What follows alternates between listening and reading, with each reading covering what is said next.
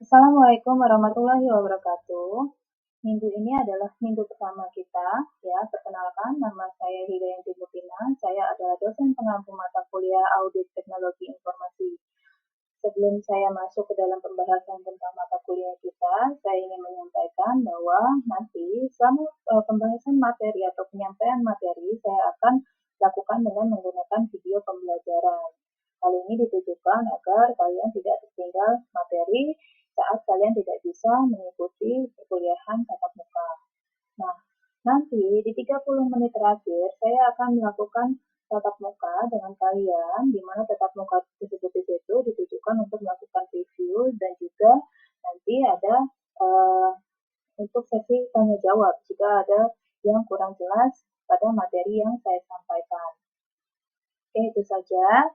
Nah, pada minggu ini atau minggu pertama kita, nanti kita akan bahas tentang pengertian audit teknologi, keuntungannya, jenis-jenis audit, tugas auditor, keterampilan yang dibutuhkan, peraturan dan standar yang dipakai audit, lalu yang terakhir adalah kebutuhan. Oke, kita masuk. Untuk kontrak perkuliahannya, audit TI merupakan mata kuliah berbasis kompetensi. Nah, pertemuan 1 sampai dengan 6 dilakukan dengan metode ceramah, metode diskusi, dan juga latihan soal. Untuk pertemuan 7, nanti saya akan adakan kuis untuk mereview materi. Pertemuan 8, kalian harus mengikuti UTS, di mana UTS ini materinya diambil dari pertemuan 1 sampai dengan 6. Lalu pada pertemuan 9 dan 14 dilakukan presentasi per kelompok. Nah, dengan kata lain, nanti setelah UTS kita sudah tidak ada lagi materi mengenai audit teknologi informasi, tetapi kita sudah mengambil untuk nilai per kelompok, ya. Penjelasan tugas KBK. Nah, di sini jelas ya dikatakan kalau ini adalah mata kuliah KBK, artinya adalah nanti kalian itu tidak akan ada UAS, di mana nilai UAS itu nanti akan diambil dari nilai tugas kelompoknya. Maka silahkan kalian kerjakan dengan baik. Kalau kalian tidak mengerjakan untuk tugas kelompoknya, maka sudah dapat dipastikan untuk UAS-nya sendiri adalah 0. Beberapa ketentuan untuk tugas kelompok. Yang pertama, buat tugas kelompok maksimal 5 mahasiswa, tapi ini tidak berlaku untuk saya. Saya menentukan tugas kelompok maksimal adalah 3 mahasiswa.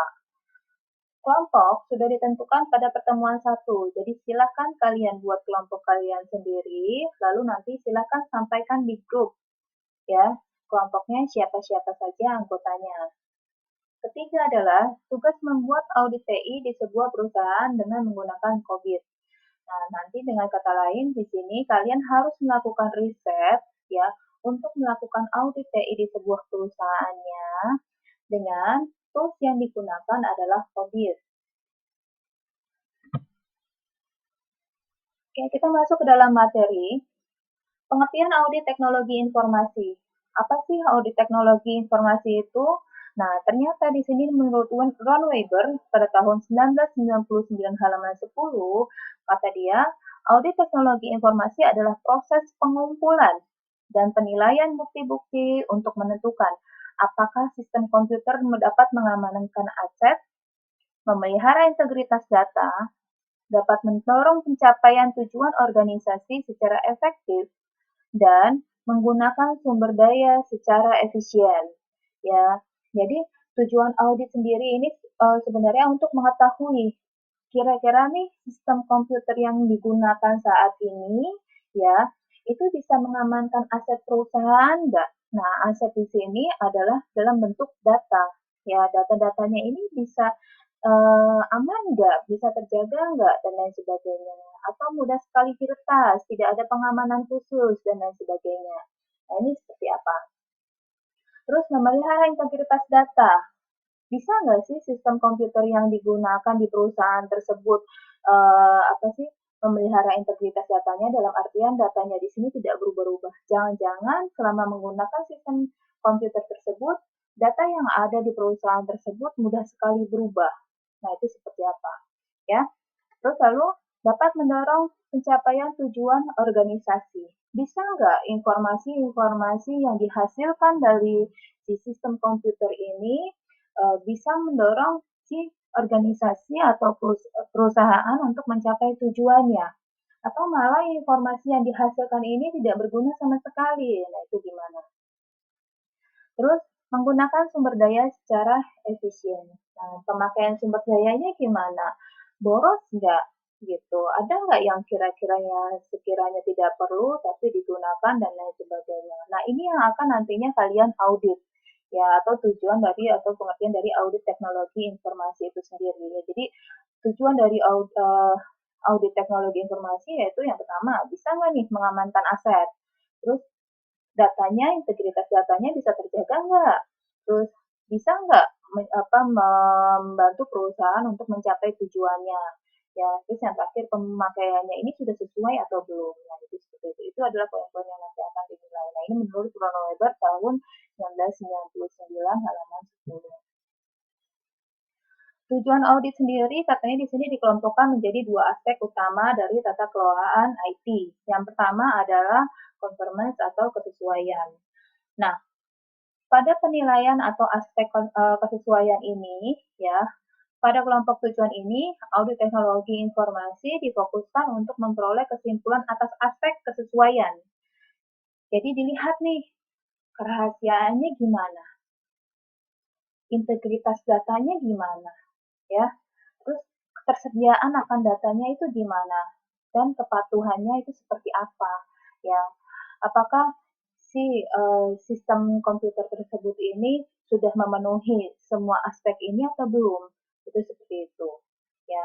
Kalau memenuhi ya bagus. Nah, tapi kalau misalkan ada salah satu yang misalnya tidak memenuhi, ya, maka harus diperbaiki. Itu seperti itu. Nah, aspek utama yang kedua adalah performance atau kinerja. Pada kelompok tujuan ini, audit sistem informasi difokuskan untuk memperoleh kesimpulan atas aspek kinerja. Apa saja sih yang dinilai dari aspek kinerja? Ternyata yang dinilai adalah efektivitasnya.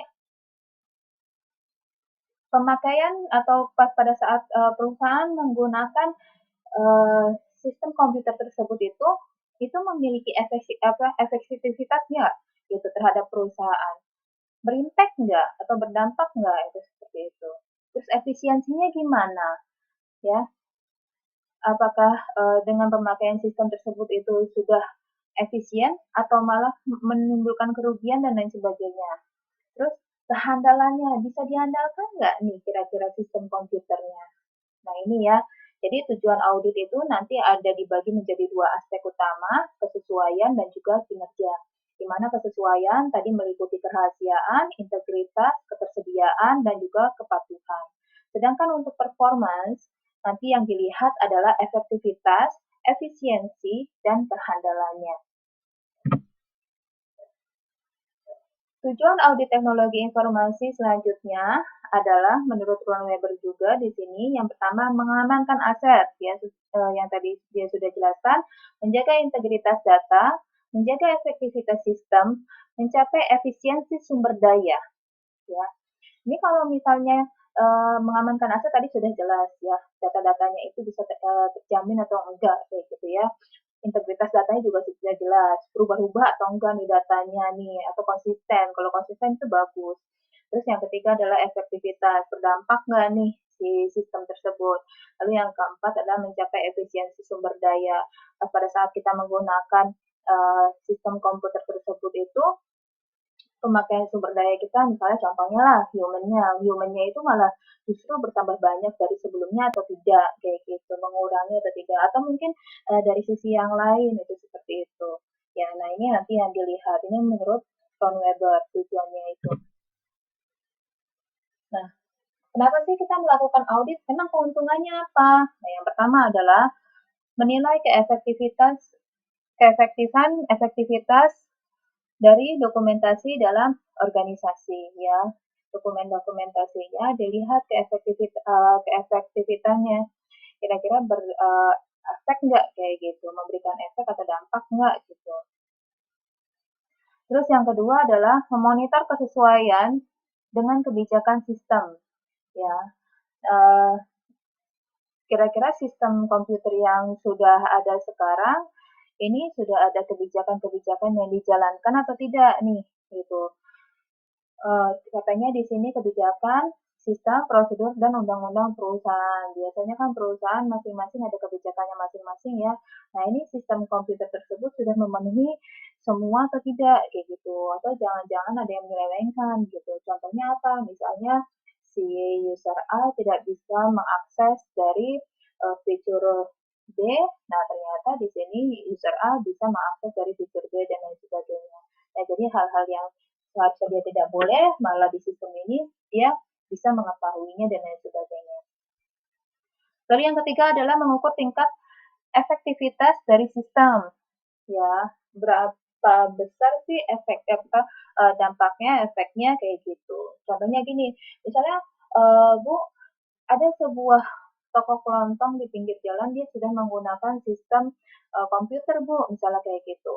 Nah, pas pada saat dilakukan audit nanti akan terlihat apakah sistem komputer tersebut itu memberikan dampak nggak, memberikan dampak yang signifikan nggak terhadap toko kelontong tersebut. Kalau misalnya tidak memberikan dampak yang signifikan, berarti tidak diperlukan kayak gitu. Nanti kan akan kelihatan tuh dari efektivitas sistemnya. Terus mengidentifikasi kelemahan dari sistem yang mungkin mengakibatkan ketidaksesuaian di masa yang akan datang. Ya, kelemahan-kelemahan sistemnya ada nggak? Kayak gitu. Apa sih kelemahan sistemnya di sini? Oh, datanya misalnya, kok tahu-tahu datanya bisa berubah-ubah ya? Apakah karena kesalahan coding kah dan lain sebagainya? Nah, ini nanti yang bisa mempengaruhi ketidaksesuaian di masa yang akan datang. Misalnya contohnya gini, pas pada saat perusahaan menggunakan sistem komputer tersebut, nih kan biasanya mereka orang bisnis kurang paham ya atau kurang tahu tentang teknologi. Nah, ternyata dulu yang membuat sistem tersebut adalah orang yang newbie di sini. Dalam artian newbie di sini adalah, oke, kita lanjut lagi. Tadi sampai dengan mengidentifikasi kelemahan di sistem yang mungkin mengakibatkan ketidaksesuaian yang di masa yang akan datang. Nah, ini nanti kita lihat nih, ada nggak pengolahannya itu nanti dia yang tidak sesuai dengan prosedur. Atau mungkin pas pada saat pembuatan sistem tersebut, dapat pengintegrasian datanya itu tidak sesuai dan lain sebagainya. Nah, ini nanti akan dilihat lagi ya. Terus selanjutnya adalah menyediakan informasi untuk proses peningkatan.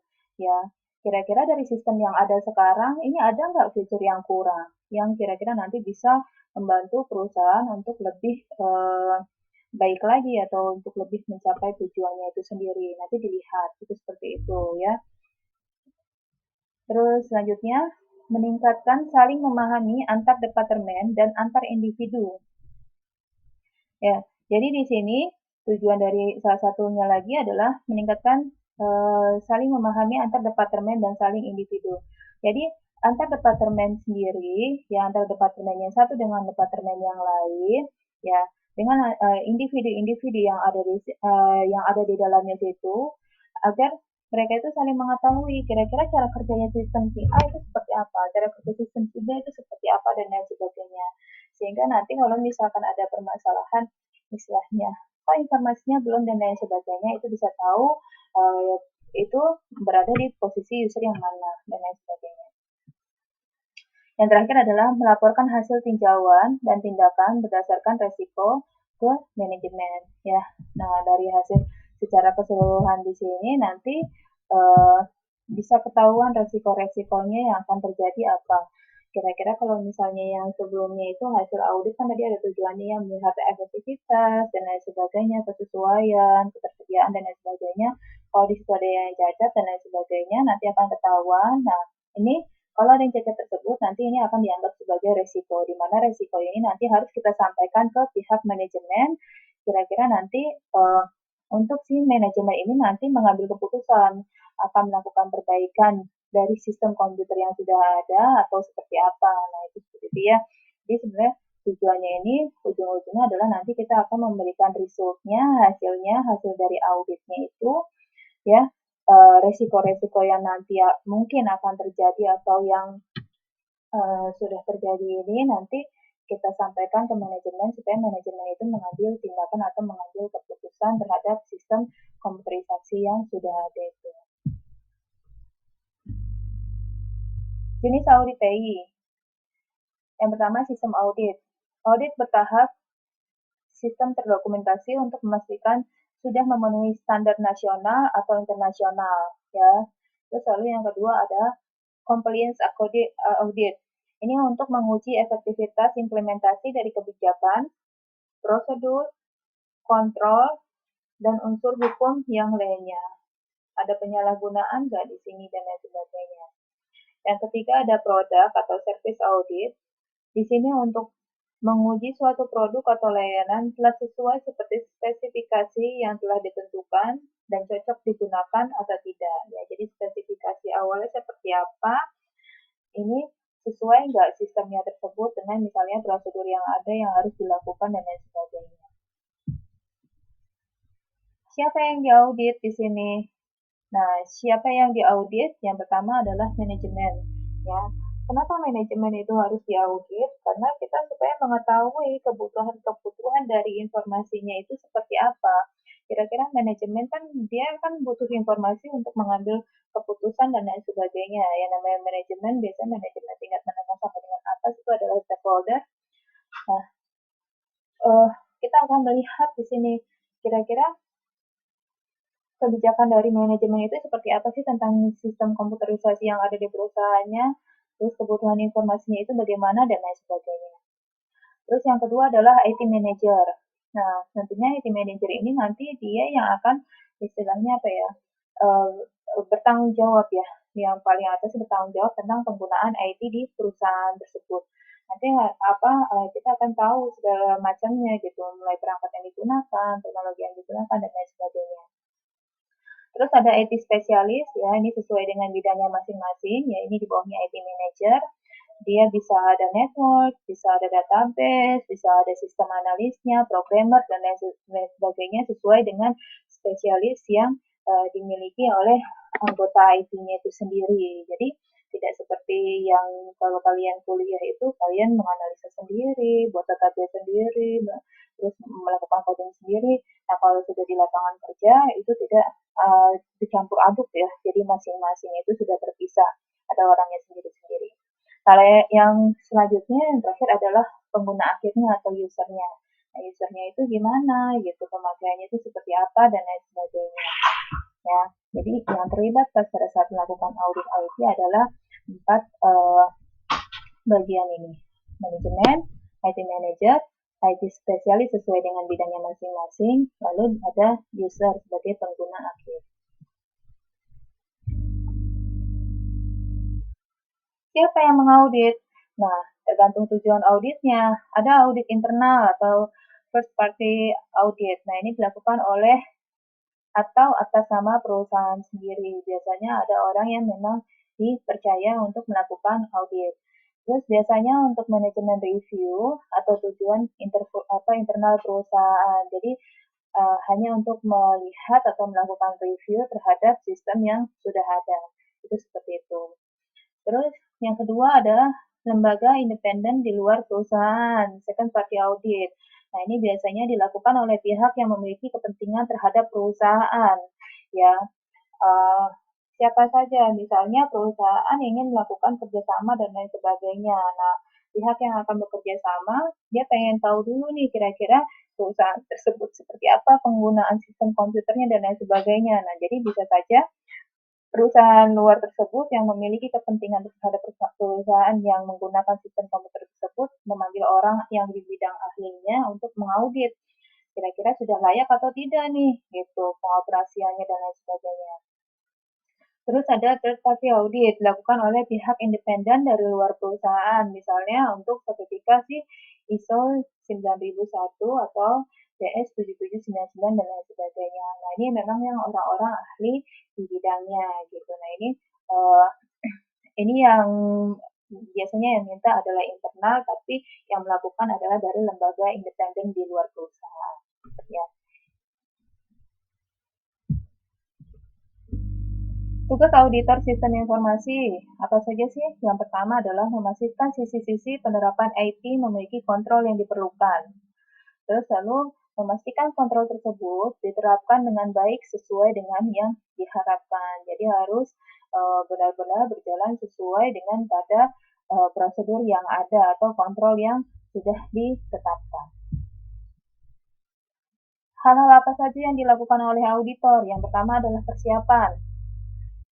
Persiapan itu bisa mulai dari pengumpulan informasi atau data-data atau bukti-bukti yang dibutuhkan. Terus lalu yang kedua adalah review dokumen.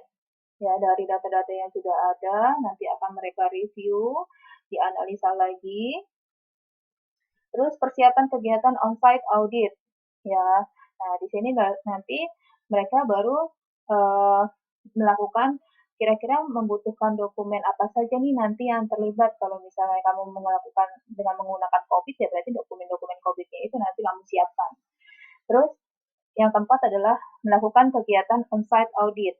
Nah, kalau sudah siap dokumen untuk melakukan auditnya, selanjutnya adalah baru si auditor itu melakukan audit, ya. Terus kelima adalah persiapan persetujuan dan distribusi laporan audit. Nanti disiapkan nih kira-kira siapa yang menyetujui dan lain sebagainya untuk pelaporan auditnya. Nah, yang terakhir adalah follow up audit, ya. Ini penutupannya, di follow up atau tidak atau diterima atau tidak hasil auditnya dan lain sebagainya. Output dari kegiatan audit sendiri antara lain berisi laporan yang meliputi yang pertama adalah ruang lingkup audit, apa saja sih yang nantinya akan diaudit gitu, batasan-batasannya mana saja sih gitu. Kalau misalnya istilahnya satu perusahaan yang nggak mungkin semua sisi bagian ya, misalnya perusahaan itu kan banyak bagian-bagian kayak misalnya penjualan, mungkin pembelian, mungkin HR, mungkin accounting dan lain sebagainya nih. Nah, di sini di ruang lingkup dibatasi ini audit untuk sistem TI yang mananya gitu. Apakah misalnya untuk HR-nya kah kayak gitu, ataukah misalnya untuk audit bagian accounting-nya kah, sistem accounting-nya dan lain sebagainya. Nah, itu seperti itu ya. Jadi ruang lingkupnya dibatasi. Nggak bisa diambil secara umum atau general secara keseluruhan gitu. Misalkan perusahaan A, maka semua sistem di perusahaan A akan diaudit dan lain sebagainya. Enggak, tapi pas pada saat melakukan audit dibagi per sub-sub sendiri itu seperti itu. Jadi nggak bisa digabungkan menjadi satu. Ya. Terus yang kedua adalah metodologinya. Cara untuk melakukan auditnya itu gimana? Gitu. Ya. Nah, ada bermacam-macam, salah satunya adalah dengan menggunakan metode COVID. Nah, terus yang ketiga adalah temuan-temuannya. Apa saja hasil dari auditnya itu sendiri, ya dengan menggunakan metode tersebut, nanti akan kelihatan. Terus yang keempat adalah ketidaksesuaian, sifat ketidaksesuaian, bukti-bukti pendukung, syarat yang tinggal dipenuhi, lokasi, dan lain sebagainya. Nah, ini apa saja nanti gitu, yang tidak sesuainya apa saja. Nah, yang terakhir adalah kesimpulan. Di sini kata kesimpulan adalah tingkat kesesuaian dengan efektivitas implementasi, pemeliharaan pengembangan sistem manajemen, rekomendasi, dan kriterianya itu seperti apa. Ya, nanti akan terlihat di sini. Keterampilan apa saja yang dibutuhkan? Yang pertama adalah audit skill. Ini pengambilan sampling, ya. Komunikasi, ini wajib punya. Terus lalu melakukan interview, mengajukan pertanyaan, dan mencatat. Nah, ini adalah sampling, komunikasi, melakukan interview, mengajukan pertanyaan, dan mencatat. Ini adalah bagian dari audit skill yang harus dimiliki. Kalau misalnya ini tidak dimiliki oleh auditor, ya, maka apa yang akan terjadi? Maka yang akan terjadi adalah kurangnya bukti-bukti yang mendukung dan lain sebagainya. Terus lalu yang kedua adalah generic knowledge. Ini adalah pengetahuan mengenai prinsip-prinsip audit, ya. Terus prosedur dan tekniknya seperti apa dalam melakukan audit. Sistem manajemen dan dokumen-dokumen referensinya apa saja. Organisasinya, peraturan yang berlaku di organisasi tersebut itu seperti apa. Ya, ini masuk ke dalam skill generic knowledge. Terus lalu yang ketiga adalah specific knowledge, ya. Background-nya, background IT atau IS, ya. Terus lalu bisnisnya itu seperti apa, spesialis teknik skill-nya gimana. pengalaman audit sistem manajemennya ada atau enggak, ya, terus perundangannya dia ada atau enggak, ada izinnya atau enggak untuk melakukan audit dan lain sebagainya. Prinsip-prinsip audit ada apa saja sih? Nah, yang pertama ada ethical conduct ya. Ini berdasarkan kepada profesionalisme, kejujuran, integritas, kerahasiaan, dan kebijaksanaan. Jadi orang auditor harus punya ethical conduct ya. Jadi dia harus profesional, harus jujur, harus integritas, nggak boleh berubah-ubah nih sampaian datanya, terus bisa menjaga kerahasiaan dan juga bijaksana. Terus yang kedua ada self presentation, kewajiban melaporkan secara jujur dan akurat, jadi nggak boleh ada yang ditutup-tutupi kayak gitu ya, dan harus sesuai dengan apa yang ada di lapangan. Yang ketiga adalah do professional care, implementasi dari kesungguhan dan pertimbangan yang diberikan. Kira-kira nanti di sini hasil audit ini kira-kira kan udah ketahuan nih kelemahannya apa dan lain sebagainya. Nah, ini usulan dia untuk nanti lebih baik lagi atau pertimbangan-pertimbangannya itu untuk nantinya lebih baik lagi itu seperti apa. Ini harus punya solusi juga. Jadi nggak bisa hanya menghasilkan oh tahu permasalahannya tapi tidak bisa menghasilkan luarannya harus seperti apa manajemen itu memberikan gambaran kepada manajemen itu harus bagaimana gitu. Lalu yang keempat ada independence ya.